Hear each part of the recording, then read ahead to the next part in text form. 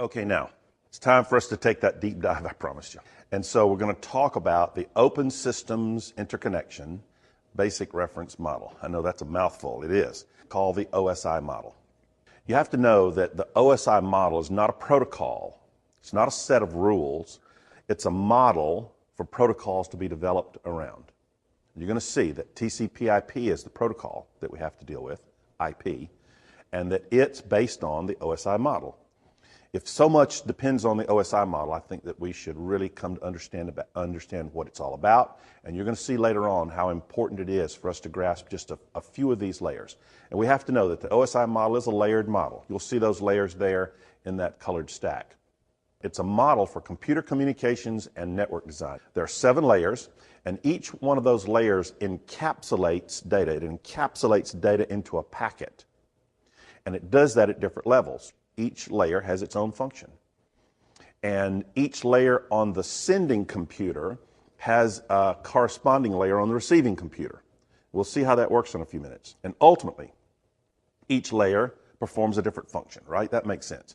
Each layer has a particular function, and that function is to ensure that data gets to its destination intact. I promise you, that's all the OSI is for. That's what it's designed to do, is to get data intact from point A to point B.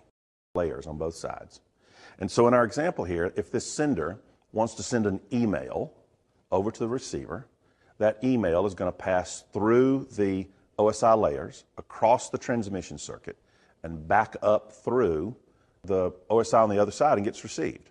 For the purposes of example here and a parallel, let's think in terms of a letter.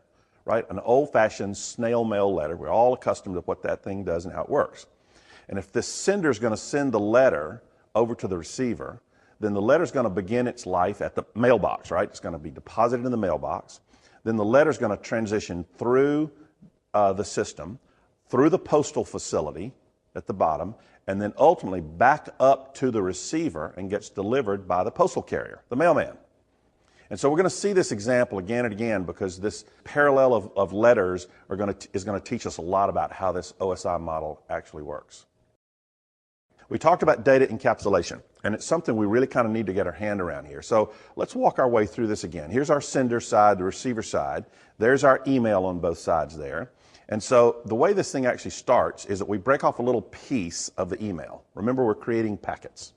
And so we're going to create a little data packet here. That packet gets handled by the application layer. We'll talk about what these layers do in detail in a few minutes. But the application layer does its job, puts with the data something called the application header, like a little checkbox. It says, okay, application layer, done my job. Passes it along to the presentation layer, done its job. Passes it along to the session layer, on to the transport layer, on to the network layer. Each layer doing its job successfully. Then on to the data link layer, and the data link layer closes the package. It adds a header and a trailer. Now the package is closed up. Now along the way, this package of data might be called a segment at some layers, a packet at some layers, a frame at some layers. Now for the purposes of our discussion, we're always going to call it a packet. And so this packet of data at the data link layer gets handed complete to the physical layer, which transmits it across the circuit and is received now by the receiving computer or device, whatever the device is. The physical layer on the receiving side receives the packet, hands it off to the data link layer, which does its thing, hands it off to the network layer, hands it off to the transport layer, the session layer, the presentation layer, the application layer. And ultimately, that little packet of data gets to the receiving side. Now, that's only one packet. Of course, we're going to break off another piece, and it gets transferred through the system. We break off another piece, and it gets transferred through the system until finally all the pieces of that email in packets transported through the system, get received on the other side, and ultimately get reassembled back into a complete message. And you'll see that's a pretty good and clear, I think, understanding of this notion of data encapsulation. Ultimately, that little blue packet gets where it needs to be. So far, we've just had a very broad overview of the OSI. Very big. We're going to go a little deeper here in just a minute, but we know that it's made up of 7 layers. Each layer has a specific function.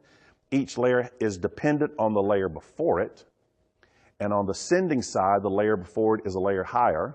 On the receiving side, it's the layer below it because it's going through in reverse order.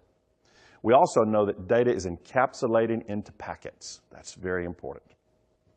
The goal of the OSI, honestly, it has one goal in life, and that is to move the packet of data from its origin to its destination, have it arrive intact. That's all it's supposed to do.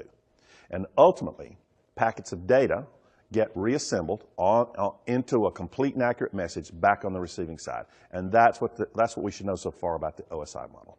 Very straightforward.